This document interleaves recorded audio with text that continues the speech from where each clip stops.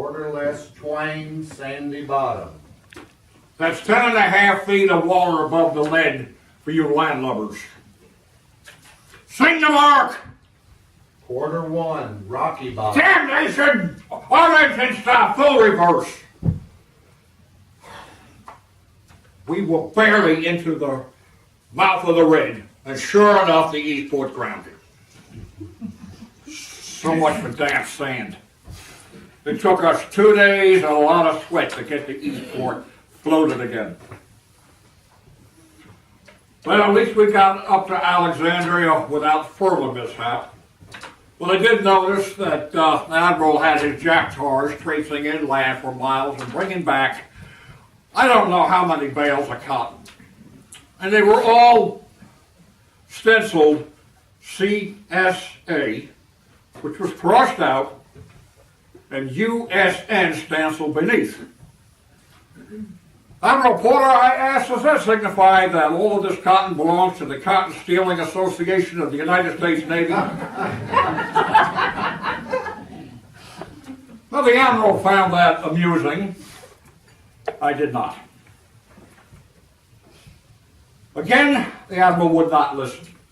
I warned him about the falls at Alexandria, and sure enough, the Eastport grounded herself again.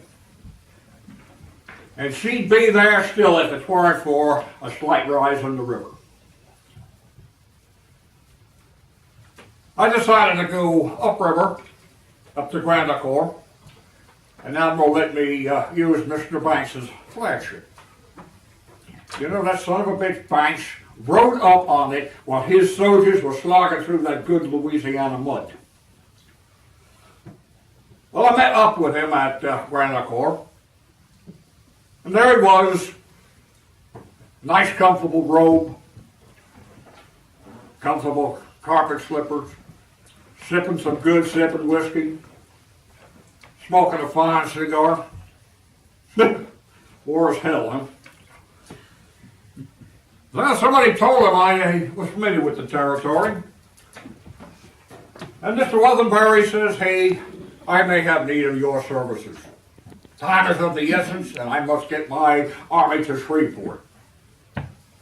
Well, Admiral Porter says he's too timid, and I cannot wait on him. Well, I am familiar with the lay of the land.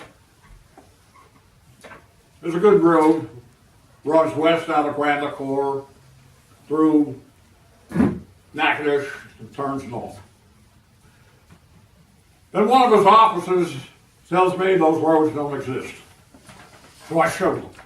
The road comes out west from Grand Ecore, through Natchitoches, here. It turns north, here. It goes through 2 small villages. Winds up at Mansfield.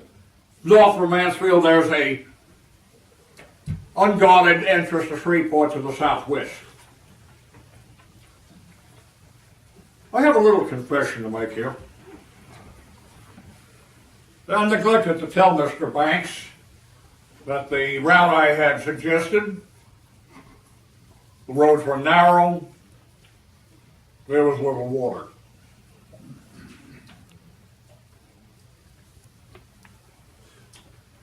Also forgot to tell him there was a nice river road up ahead, pasture land, and plenty of cattle to feed his army. See, I'd rented a couple of 100 acres between Grand Ecore and Shreveport and leased some slaves to pick the cotton. And I'll be damned if I was going to let them thieving son of a bitch speculators get their hands on it. Oh, I also forgot to tell Admiral Porter I ever talked with Mr. Banks. Now, why Mr. Banks?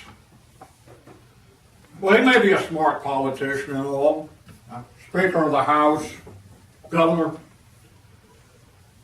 But as a military man, he is stupid as a sack of hammers and a pompous ass. Well, me and the Admiral noticing that the river is falling fast. An inch a day, sometimes an inch an hour. And if it continued, we were going to get stranded. Then we got up to Scapini Cutoff, and there was this ship wedged straight across the river. Then we noticed something else was amiss. There was a bunch of red cavalry watching us. They should have been watching Mr. Banks. Admiral started grumbling that Banks had got himself defeated. Then we heard about Mansfield. Admiral's comments were not from his company, or polite company. Well, there's nothing much to do then. Head back down the river. And we have one of the damnedest things I've ever seen in my life. The United States Navy in a major battle with Federal cavalry, Confederate cavalry. It got real hot. We took casualties, and they must have too. I did see one poor man get his head blown clean off on shore. It got so hot that I got opportunity to use this. You can see I'm a cautious fellow. But that is a story for another day. The hour is late, and I must bid you adieu.